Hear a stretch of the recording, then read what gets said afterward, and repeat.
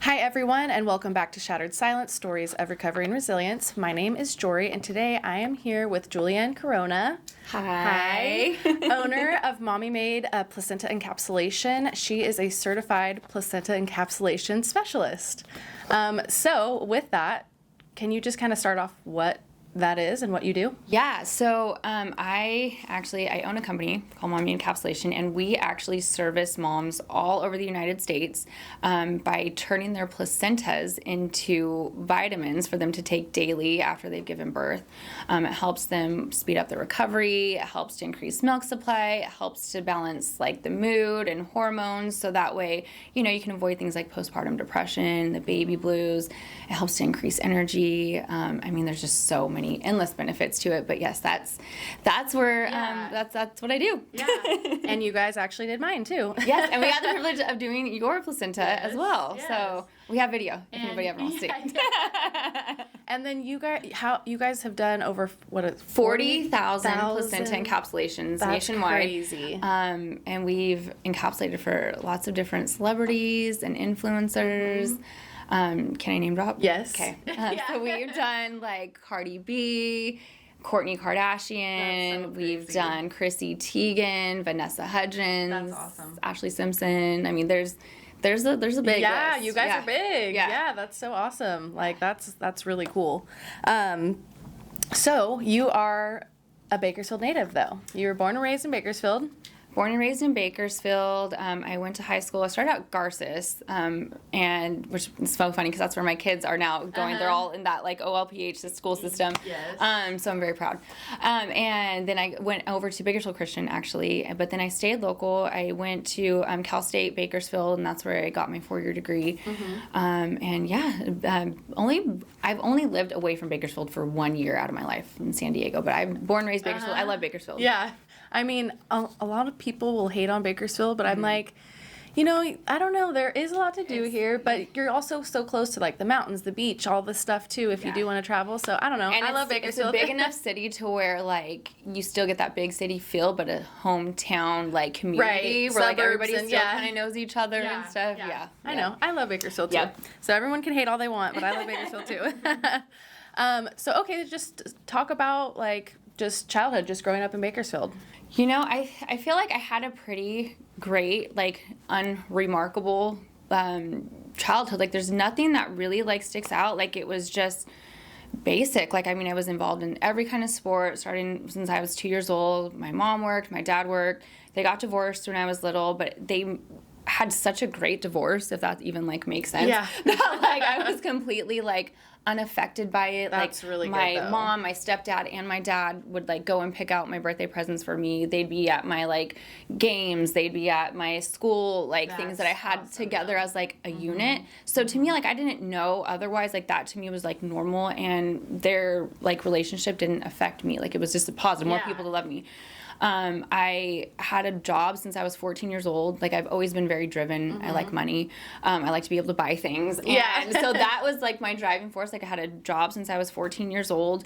I graduated college by the time I was 21. Like I just didn't have time to waste in my mind. Like I took as many classes as I could, didn't stop. I went to summer school. The whole thing, had a job straight out of college, a great one. I ended up working for my mom.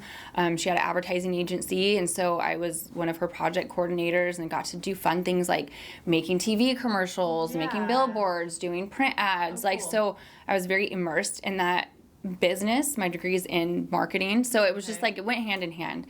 And there, again, like nothing like out of place, like at any point in time. I never did drugs, never drank throughout high school, like didn't do any of the things I guess I wasn't supposed to do.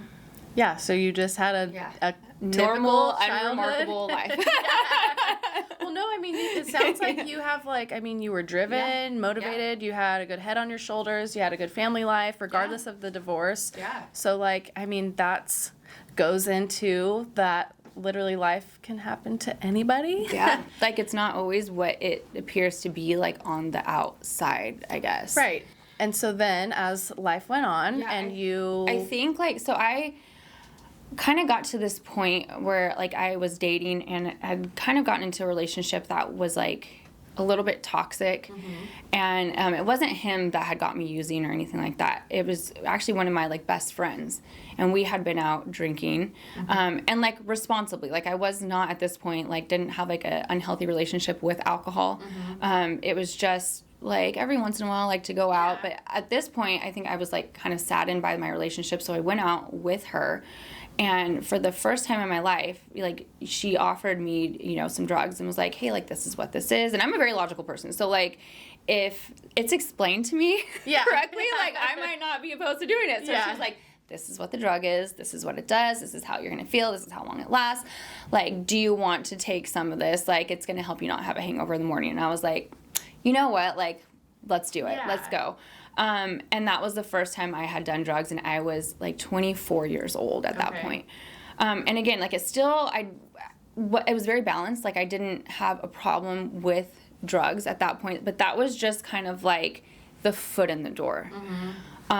Throughout the next year, like I tried every and all kinds of drugs that anybody would offer me. It was just like a gateway thing. And I think like because my life was so buttoned up, because I had it so together all the time and like was always on point, I was just like, why can't I just be a little messy right now? Like, and I want to forget all the like problems that I'm having in my relationship, and I just want to have fun with my girlfriends. And that's like as innocent as it had started out. The last drug that was introduced to me was heroin. And I knew, like, honest to God, like, I had no concept before that year, that, like, how people take drugs or do drugs. Like, I was so innocent and naive that I thought you could, like, smoke cocaine. Like, I thought that's what, you know, you do on foil, but it was explained, like, no, that's heroin. And heroin, like, I had heard about it. It just seemed really scary. So I was always like, no, I'm not going to try that one. No, I'm not going to try that one. But over time, just being offered it so many times, I finally kind of, like, broke down. And it was just explained to me, like, you know what, this is a drug that feels like a painkiller. It's kind of a myth. Like, you don't really get addicted if you use it, like, once or twice. Like, you have to be using it, like, consistently in order for your body to become addicted to it. So I started out by just using it, like, on the weekend. And then the weekend turned to, you know, 2 weekends in a row. And then it was 3 days in a row, and then next thing I know, it was like a full-time use because my body was now addicted to it, and I wanted to avoid the withdrawals at any cost. So that began my over a year-long battle with heroin. And you know, at this point I was living with my parents, back with my parents, and they knew that, like, something was up. They sat me down, you know, because at this point I'm an adult, you know, like I'm like 25, 26 years old. I was 26. Living on your own? I was living with them, but, like, supporting myself, like, because I was still working for my mom at that point. So, I mean, when I'm telling, like, I had money in the bank, I had a nice car, I had, you know, great clothes, I had a great, like, everything that looked good on paper, but I was just using.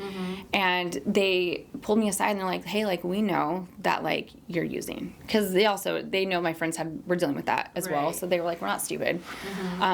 We need you to get clean, or, you know, you need to get out of the house. And I was like, well, my only problem with getting clean is just, like, I don't want to go through the withdrawals. Like, it hurts, it sucks. Like, if I could just somehow not go through the withdrawals, like, I don't want to use, like, I'd be good. So they were kind enough to check me into, like, a detox facility where I was medically detoxed for the first time. But it didn't stick. Like, literally with the same day that I got out of detox, I went and used. And I think, like... Can you talk? Sorry. Yeah. No, go ahead. You. Sorry. No, you're fine. Can you talk about withdrawing or, like, your detox, I guess? Yeah. So when a person's withdrawing from heroin, when I was withdrawing from heroin, I would experience things like just sweats and chills, almost like flu-like symptoms. Your body starts to ache. You start getting a lot of anxiety. It can get as bad as, like, diarrhea, throwing up. Your heart rate, like, goes, like, up and then, like, slows down. And, you know, it's very painful. It's like the worst flu that you could have ever imagined, coupled with anxiety, because your brain knows that just one hit and you're golden. Like, that's it. And so it's not only, like, a physical battle, but it's a mental battle as well. So I went in and medically detoxed, and the medical detox looks like there's actually medication that they can give you at a certain point. So you have to be so many hours off of the drug that they can give you a drug that will basically trick your brain into thinking that it has the medication, it has what it needs, but without allowing you to actually use. Right. So your body then kind of fixes itself. You're not experiencing those symptoms. And there was other times I tried detoxing on my own. I would just take as much Xanax as I could, or NyQuil as I could, or drink as much as I could to just kind of pass out and like stop those symptoms from happening. It was a mess. Yeah. And so when I got out of the medical detox, I did end up using again, and I think like I just wasn't ready to stop. My life was like, it wasn't bad enough to where it was like, I need to stop doing this. Right. So a few more months went by, like that happened, I would say like in like December of 2013. May of 2014, my parents, it was Cinco de Mayo, I remember this vividly. Couple weeks before Cinco de Mayo, they were like, we know you're using again. This time we need you to go check into a program. And I was like, okay, well, you know what? Like, I can just do like a program here, like an outpatient. They're like, no. We've got one picked out for you. It's a 60-day program. And when I heard 60 days, I was like, count me out. I'm not stopping my life for this. Like, I had a new job that I was going to be starting. I didn't want to check out for 60 days. You know, I can do this. Like, I was strong enough. And it's crazy because like everywhere else in my life, at all points in times, I was always in control and had, you know, I could do it. Right. You need me to go get a job or like get to basketball practice and then get to cheer practice afterwards. I can do all these things, but I just couldn't understand why I couldn't. Yeah. So they said, we don't care. Your choice right now is you can go into this program, and it wasn't here in Bakersfield. It was in Hemet, California. You can go to Hemet in the middle of nowhere for 60 days. You're not going to have any contact with anybody. Or you can get out of our house. And I said, fine, I'll leave. And they said, okay, well, because at this point I had crashed my car. I had no car. I had like hardly any money left. I went through like all my savings. My parents were my only like resource. And they said, we will drop you off. You have one choice, like one place that we'll drop you off at, pick. And I said, fine, take me to the hotel where my drug dealer's at. And I don't know I don't know if this is good parenting or bad parenting. You know, like, I don't know if I would have that, you know, bravery to be able to, like, call my child's bluff like that, knowing that, like, I might not ever see them again. Like, they could very possibly, like, go in OD or, like, you know, like, I don't know if they were just that done with me or if they were just like, I don't know what else to do, you know? This episode is powered by the California Obstetrics and Gynecology Institute. At California Obstetrics and Gynecology Institute, we prioritize your well-being with compassionate, woman-centered care. We are dedicated to empowering you through top-notch personalized services and preventive care, setting the standard of excellence in women's health. We are located in Bakersfield, California, and you can reach us at 661-829-0026. We have a message from our sponsors, Aspire Counseling Services. We just want to remind everyone that seeking treatment should never be stigmatized. Aspire specializes in providing support and treatment for both teens and adults with mental health and substance use disorders, recognizing that these conditions often do coexist. They are an amazing resource, and you can get started by texting or calling the number 888-585-7373 to enroll at any time. It's like a tough love thing, and I know it's so hard for people, and I feel the same way. I'm like, I don't know how I could do that, you know, but even like with Kyle, you know, it's like, I don't know, I'm just over this, but I don't know, I don't want to just kick you out, you know, so it's just a hard situation. Well, I can relate to all that stuff, and we'll get to that. Yeah. But they dropped me off at that hotel, and I got my drugs. And I called my cousin who was living in LA, and I said, hey, like, can you come get me? Like, my parents kicked me out. And she was in, like, later found out she was in on the situation with my parents. She knew what was going on, and they were like, go get her. Like, get her, put her under your wing, like, convince her to check into rehab.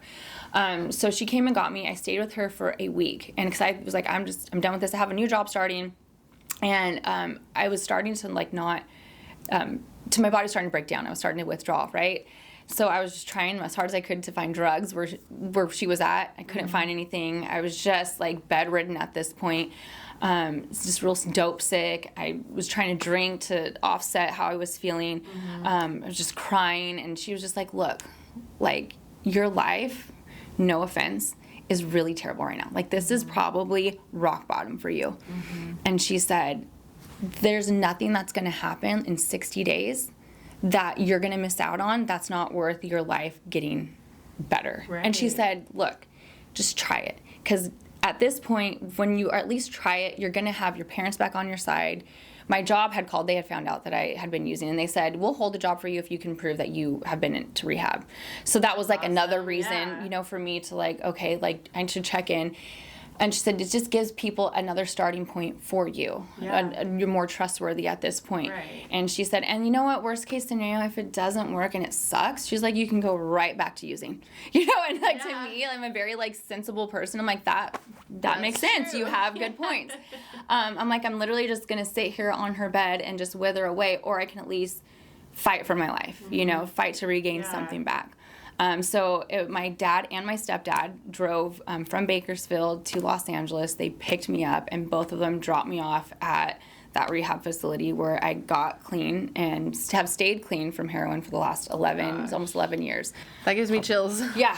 And even through there, like, it was hard. Like, I remember there'd be points where, because I've been through drug, you know, counseling. I had tried like the 12-step program. I went to the medical detox, and nothing would stick. So I just didn't, in my mind, I couldn't comprehend, like, how is this Jesus-based program where we don't have any of those resources supposed to like work and help you to like not ever use again. It just didn't make sense to me. But it did. But I just remember there'd be times where like I was standing in the kitchen, and we would have like our foil that we'd have to like wrap up the food with, and I just like broke down. I'm like, am I ever gonna be able to look at foil again without like wanting to use? Like, it was just these concepts of like, how am I gonna rebuild my life? Like, I had everything, I lost everything, and it just seemed like it was going to be so hard to rebuild it. But I learned being in there, like, God provides exactly what you need in the moments that you need it. And they kind of taught us this concept of like the onion, right? That like, you don't need to get right to the core in the center of like why you're using and like, you know, deal with all that stuff yet. Like, he'll let you do it in time, and it's kind of peeling back the onion a layer at a time when he feels like you're ready to like handle and you're equipped with it. And honestly, like that, it worked. I had to learn how to relive life without drugs and without alcohol. So upon leaving the program, and I graduated the program, I was good, I was clean. Came back to Bakersfield, and that was in like August of 2014, and I met my husband in September. We just like had a mutual friend who introduced us. We met each other, fell in love, got pregnant, had a baby in February of 2017. So everything, like, life was like starting to come back together. The pieces were starting to come back together, and it was all, you know, when I started the business. Okay. Yeah. And, you know, like, I put a lot of my focus and energy into the business and growing the business. And for the next, you know, several years, like, that's what I still wasn't using or drinking or doing anything at that point. Just really was focusing on the business and having my kids. And so one kid after another. So there's 4, and they're all 2 years apart in age. So by this time, I had finally built up a team of employees. I had a babysitter to help me with the kids, and for the first time in like 5 or 6 years, my husband and I were able to take a vacation together without kids. And it was kind of like, you know, like they talk about those parents who like are empty nesters, and they're finally like looking at each other like, so what now? What are we gonna like, do now? And that we kind of found ourselves in this hotel room, like staring at each other, like not unfamiliar with each other, because we are each other's best friends and always have been. But it was like we had never had a free moment that we were just like, what do we do? Do you want to like watch TV? Do we go for a walk? Do we actually talk? have freedom? Like, do we have sex? Like, I don't. Like, what do we do? And I think my husband had been holding back a lot of his childhood traumas for so many years, and he just didn't feel comfortable to share openly. And I did know like a lot of things. We had talked when we were first hanging out as friends, like, 'cause we were just friends in the beginning, and we shared so much with each other. And he did share a lot of that with me, but I don't think he was done talking about it. Yeah. And so we started drinking and then dabbling in, like, drugs recreationally. And it just kind of, we got thrown into, like, this bubble of just each other. And it was so fun. And it was just like our intimate time and intimate moments where we could, like, talk, and he could share how he was feeling or what he was going through. We got to reconnect, like, mentally, physically, like, spiritually, like, we were in our zone. Right. But it was also kind of toxic because we were using and we were drinking, and I then realized at that point, like, I have a problem with drinking. Like, that was my next, like, demon that, like, I had to face. And I would use drinking to cope, and I would use drinking, like, I would hide it. I would do it in secrecy, you know? And that's the thing I think that, like, people don't always understand and realize is, like, when somebody's dealing with addiction, it's embarrassing. Like, I didn't want to use. I don't want to use. Right. I don't want to drink. I don't want to use drugs, but, like, I don't feel comfortable enough to, like, say that out loud, like, I want to use or I want to drink. Right. Because it's embarrassing. There's a lot of shame centered around it. Totally. So, I was, like, drinking to, like, chase the hangover. I hate, like, again, like, the same as, like, the withdrawals. Like, I hated the withdrawals. I hated just a feeling hangover. Like crap. Yeah. I hate feeling like Yeah. So, like, I just wanted to drink. And I would just drink, and I would go, like, on a bender. And he would follow along with me. And all the while, like, he was starting to unravel. And he Did your husband have any prior addiction? No. You know, he never had any, he had never used drugs. I think until he was, like, in his 30s, mid to late 30s, that he, like, first started using any kind of drug. He used to, like, kind of run in that lifestyle, but he was told, you know, don't get high on your own supply. So, so that was, like, something that he lived by. You know, he never did drugs. Right. When I met him, he had done drugs. But we just kind of fell back into old habits, I guess. Because it wasn't at that point, it wasn't, like, something that was bad. It wasn't, like, negative. It didn't really have control of our life. But those are the lies that we were telling ourselves in order to stay in that bubble. We were like, this is a fun, comfy bubble, but, like, we had to eventually look at ourselves and go, like, well, this is very toxic and unhealthy. Like, we should get out. Yeah. And it got to the point where, like, we learned through therapy that essentially what we did is we opened what's called the trauma door. Okay. And the trauma door is where all those things that a person has somehow tucked away and is now living with has opened that door to let all those things back out and come to life. And we also learned that there's, like, a delicate balance between, like, they use the concept of a pressure cooker. So you can feel that pressure, like, it's getting ready to explode. But you don't want to just let it out completely. You got to just let a little bit of the steam out. Yeah. Just a little bit at a time. And what we did is we just opened up the whole thing and we let it all come out. Yeah. And it was surfacing in areas in his life where, like, he was seeing things that weren't there. He was hearing things that weren't real. And he had these, like, ideas and these concepts of, like, you know, that maybe I was cheating on him and I was talking to somebody, like, through the walls, or somebody's hiding in the closet, or, you know, they're climbing up and they're hiding in the attic. Like, and I didn't know how to, like, deal with that. I wasn't equipped with helping him because, again, like, I was, you know, using and drinking as well. So I was sleep deprived, hungover, or drunk, or high, one of the things, dealing with kids, running a business. And now my husband's, like, off his hinge, you know? And I didn't know. I was making it worse for him instead of better. Because he would say things like, you know, like, this wall that I'm looking at, we both could agree it's gray, right? He's like, this is a red wall. And I'm like, this is not a red wall. Like, are you... And I would talk to him like, this is not red. Like, are you... And I'd find something that was red, and I'd hold it up. I'm like, this is red. This is great. Like, do these colors look the same? Like, they're not the same. And later learning that actually makes things worse when people are having... delusions, or it's called disillusion disorder. So when having delusions or PTSD or just having an episode or going through something traumatic, that's, like, the worst thing that you can do to somebody. Yeah. And it got... And not everyone would know that either. No, absolutely not. Yeah. Like how would anybody know how to deal with that kind of a situation? You're like just trying to no, this is like facts. This is like how could I be talking to another man in the wall? Like he's in the wall. Like I mean, it would get to the point where I'm like, well, let's blow this motherfucker down. Like let's see if there's somebody in here. I'll prove to you. You know. And so then, but your husband, he had a history of PTSD then. Right. Yeah, so he had pre-existing conditions before using, and using just kind of made everything worse.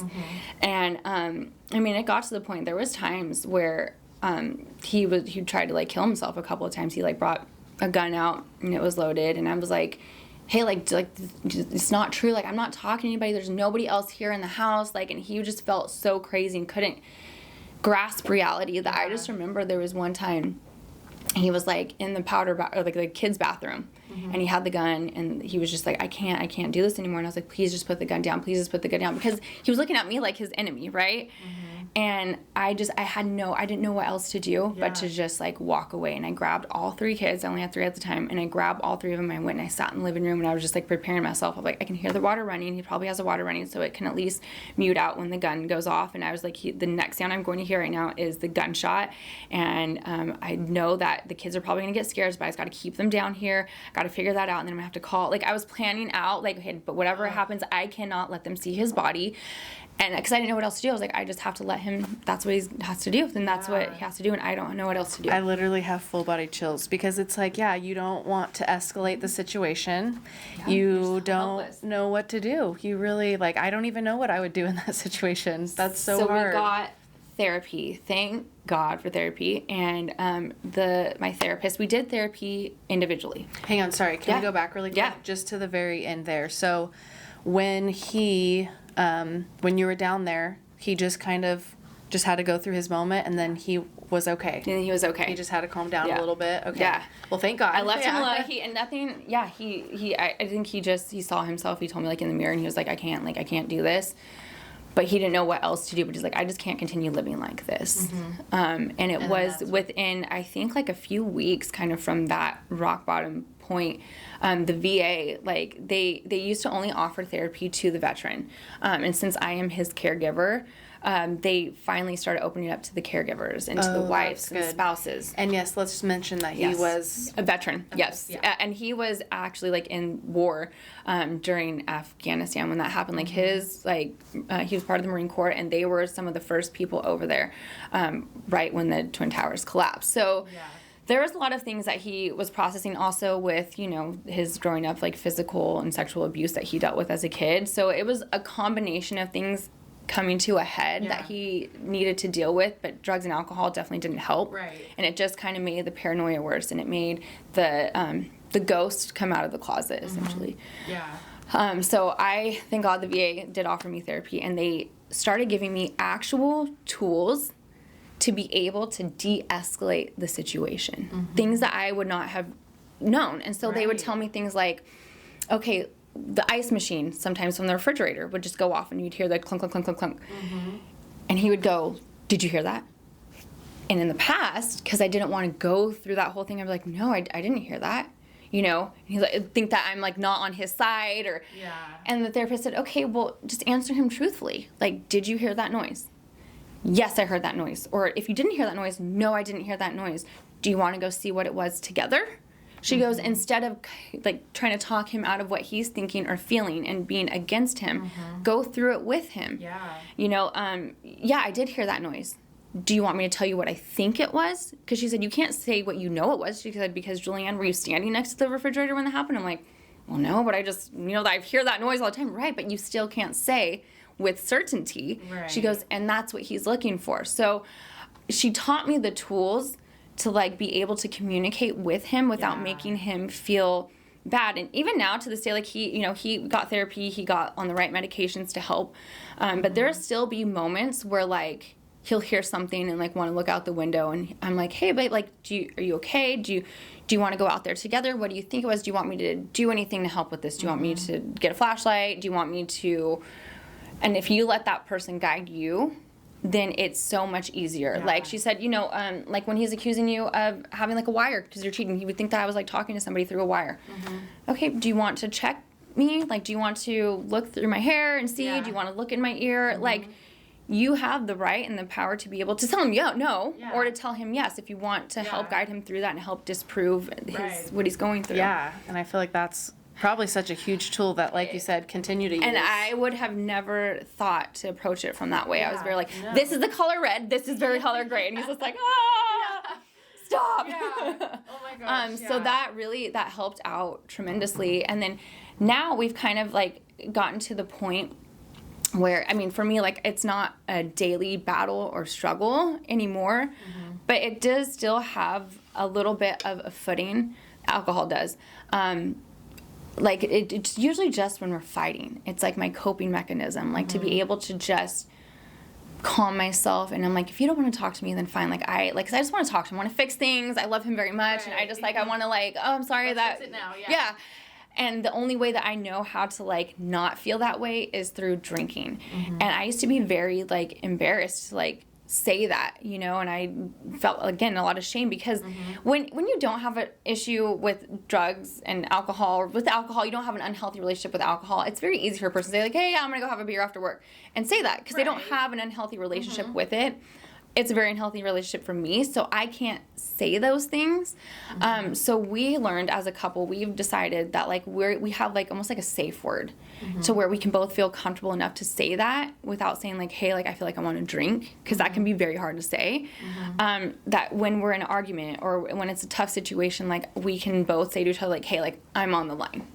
Or, like, hey, like, this is, like, I'm on the edge right now. Yeah. And we know to each other, we know what that means, and we know how to, like, back off and help to, like, reel the other person in. Like, I don't want you at the end of the day to use. Like, I don't want you at the end of the day to go drink. Right. So, like, nothing is worth that. So let's squash this. I'll give you a hug.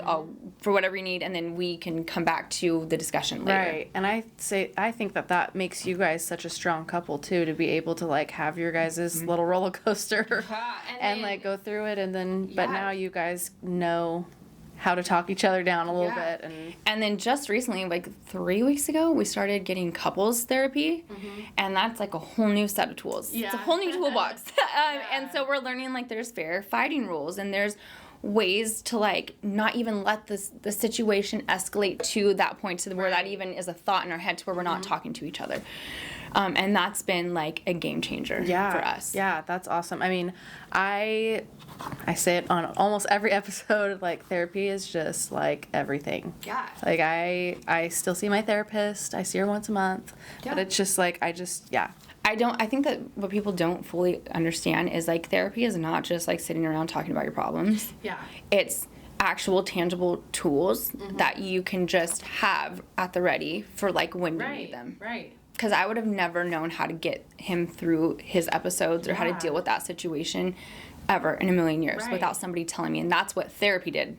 You know, it wasn't like, well, why is he feeling this way, or why are you acting that way? It's not like that. It's just like, okay, so when this happens, this is what you're going to do. Exactly. Yeah. It's so helpful. So I guess going through all of that, let's go back to the business, though. So when you started the business, I mean, how did you even think to do this business? So it was actually because of my drug use and coming out of a place where I was, like, depressed and, like, dealing with all those emotions.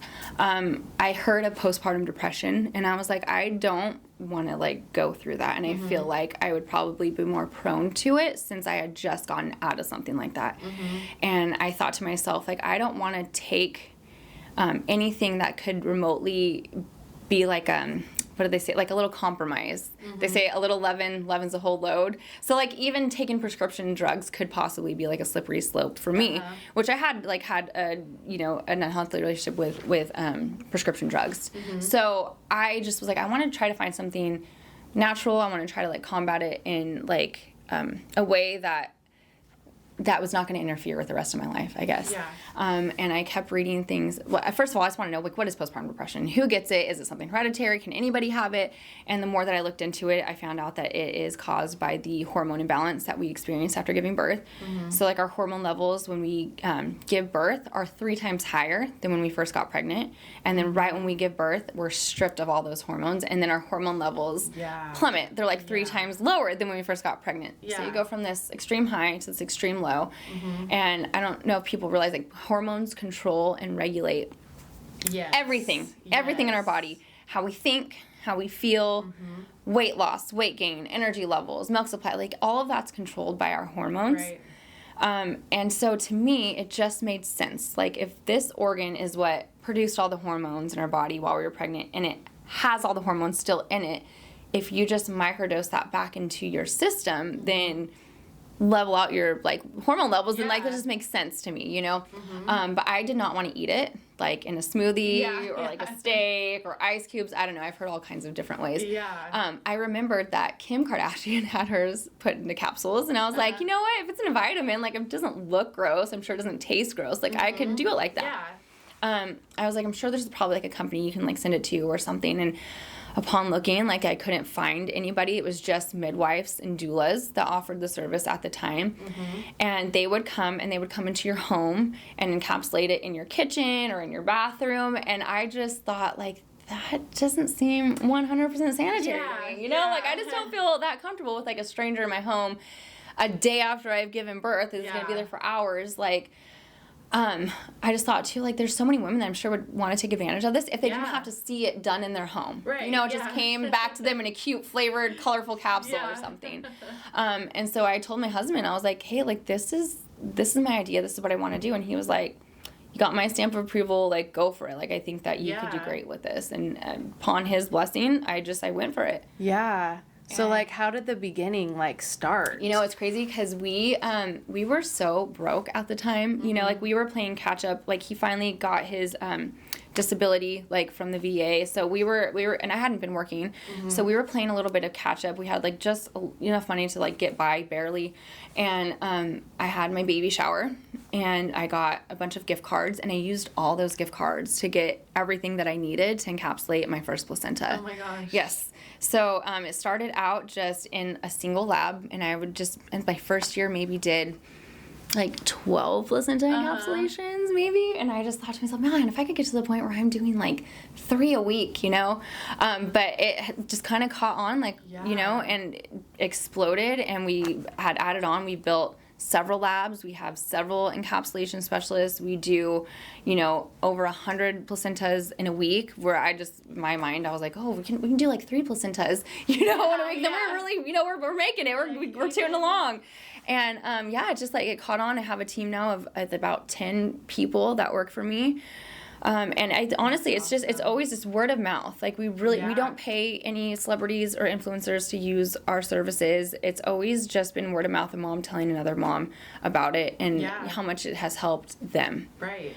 So I think it's awesome starting your business and then being able to have all this success after all the shit you went through, you know, and that's why we want to tell the success stories, because it's like you can still get help and your life isn't over. You know, I think that was like the hardest thing for me while I was in rehab, was like, I'm starting over from scratch, and it just felt like such a long distance that I had fallen. When in all actuality, like, it only took me a handful of dedicated, hardworking years to create like a multi-million-dollar business. And be able to create the life that I wanted. Like, I still get to go home to, like, drop my kids off at school every morning. I'm the one who picks them up every day after school. Like, I still work during the, daytime. Me and my husband get to spend time together. He's with me, like, and we're together as a family, like, all the time, and we get to buy the things that we wanted.